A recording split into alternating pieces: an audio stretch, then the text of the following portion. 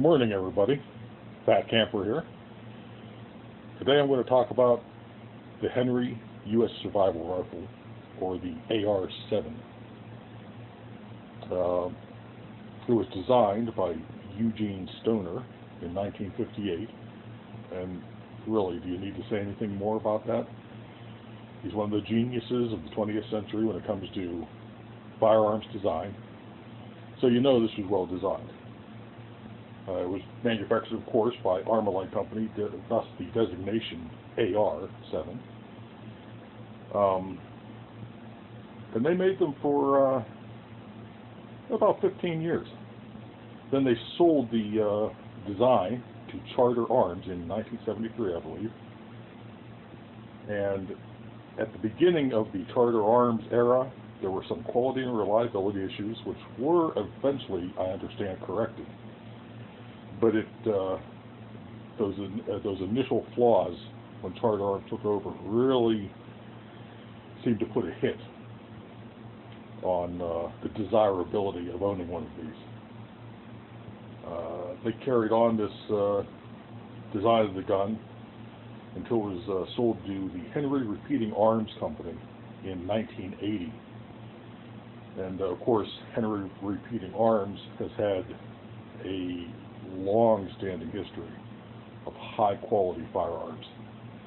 So they immediately tweaked some of the design aspects of it, and its reputation for quality and reliability were immediately raised to, of course, Henry's exacting standards. And it started to see a resurgence then of interest. So that being said, you know it's a high-quality gun. But let me clear up a common misconception that most people have with the rifle. The AR-7 stock is not waterproof. It is water resistant. It will float for a few minutes, but it will eventually sink if it's not retrieved. So this, gives you a couple minutes to grab it if your canoe capsizes or your plane makes an emergency crash landing in a body of water, etc., etc. And that's right here, where the cap meets the stock. Okay, it's tight, but it's certainly not watertight. Okay, so very slowly water will leak in through here, and it will eventually fill up after a couple of minutes, and it's going to sink. Okay, one thing you can do to alleviate that, all right, is if you put a piece of electrical tape the whole way around, or duct tape. You do that, and then you've made it as close to watertight as you can possibly make it, and it will float for a good long time. The stock is made of an ABS plastic. They changed it, Henry changed that. Previous to that, it was made of a lesser type of plastic, and it did have an issue with, after a while, age would get to it and it would crack, it would warp, and thus, the previous quality issues I talked about, at least some of them. In changing this to the ABS plastic is much sturdier, much longer life, very, very prone to outlive any abuse you'll heap on it. So that's the good thing there. And of course, ABS, itself is waterproof. The barrel, which I'm going to remove here from the stock. We'll show you how that works. Okay, there's the action. The receiver, I'm sorry. There's the barrel. There's a magazine. There's another one in the receiver, which would fit in there. So you could buy an extra one and have three. That's probably a good idea. You can never have too much ammunition. And these two pieces here are Teflon coated, and that renders them very water resistant and able to, again, endure considerable abuse, not just water, but if you drop it in dirt or gravel or whatever, it's far more scratch and mar resistant than just a plain barrel would be.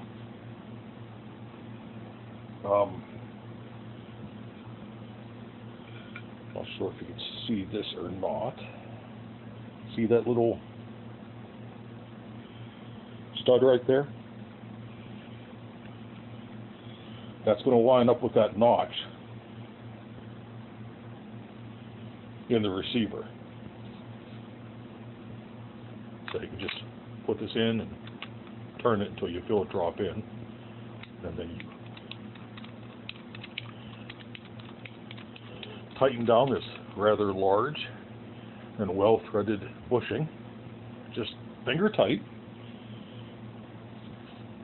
and it's now attached to the receiver. The receiver then, let's cap this,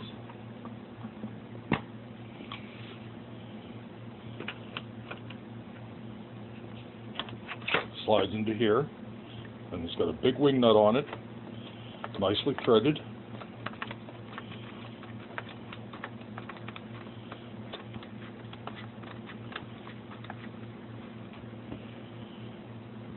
Finger tight.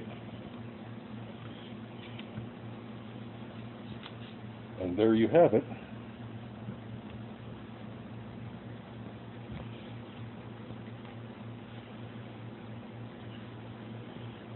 The fully assembled AR-7, less than a minute. Also notice the size of the bushing, the size of that wing nut, and how large the trigger guard is. Okay? As well as this full-sized release mechanism for the magazine. With everything being that large and having the stud aligning with the groove, you could actually open up this case, take it out, assemble it, and fire it in extremely low light conditions and with gloves on easily. I've done it. You can do it with gloves on, no problem. Your gloved finger will easily fit in that very large trigger guard. So again, if you find yourself in a situation where it's very cold, low light, you've got the blaze orange front post there, which will make sight acquisition much easier in low light conditions. So clearly this was built for survival situations. However, it's just a hoot to plink with. You know, I don't recommend you put thousands of rounds every month through it, but, you know, when you first get it, take it to the range, put 100 rounds through it, break it in. Then every time you go to the range, put 20 rounds through it. You know, you should be proficient with whatever gun you're going to use.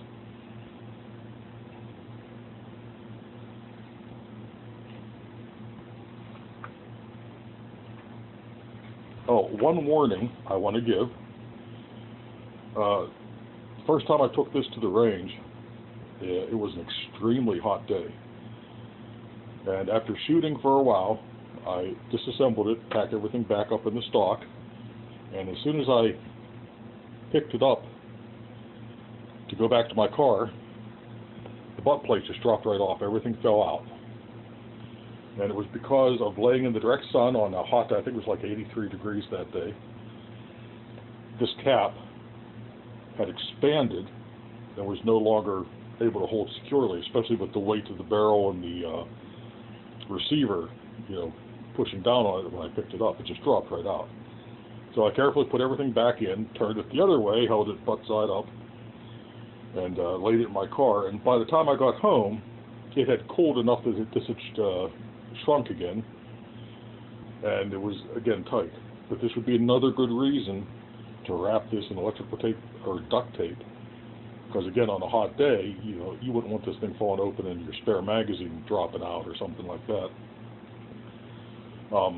If the entire contents drop out, you'd notice that, but if you've already got it put together, you've got the spare magazine in here, you may not hear that. It's kind of small, so if you're walking through a field, a lot of grass, that could actually drop off without you noticing it, and then, you know, a mile later, you're looking at this thing wondering where the hell you left it. So, Keep that in mind. That is one thing, and that's just, maybe it doesn't happen with the other model. It's not a different model, I'm sorry. It's still the AR-7, but you can get it with a camouflage pattern instead of black. And I've also seen them silver, this whole thing kind of a silvery gray. So they may not absorb as much sunlight or heat, and they may not have that problem, but I wouldn't take the chance if I were you. Piece of tape around the seam, and that's going to alleviate almost every problem you could possibly have with this thing as far as water infiltration and the butt cap falling off. It's just not going to happen if it's securely taped. If you want to see an incredible torture test, go over to Rhode Island Armory channel on YouTube. Rhodey Outdoors puts this gun through a torture test you won't believe. Immerses it in water, drops sandy grit into every orifice in there, and I mean packs it in. Covers it with sludge from the bottom of a pond, and this thing just keeps on functioning. So if nothing else sells you, you watch that, you will want to go out and buy one of these. Yes, there are other breakdown 22s out there that I'm sure are excellent, but none of them break down as far as this does. You'll stick it right in your backpack, easy to carry, and let's face it, with a 22, what's easier than carrying, a couple hundred rounds of ammunition with you wherever you go? Doesn't make as much difference. You're not going to carry 200 rounds of 30-06 ammunition without noticing. I always keep at least a brick of 100 in my backpack for any situation, and that's 100 rounds I got for signaling, for acquiring game, and last ditch for defense. But you just can't beat this gun. I can't say enough good things about it, and I'm so impressed with it. You really need to have one if you're going to have anything in your emergency bag, your bug out bag, your 72-hour bag, whatever you want to call it. Even if you don't have a bag, get one for the house. Keep in the trunk of your car. There's just no reason not to have one if you ever intend on leaving your house again. So definitely look into it. Well worth the money. And as long as Henry is the manufacturer, I don't see you ever having an issue with quality or reliability ever. Hey, thanks for watching, and we'll catch you the next time.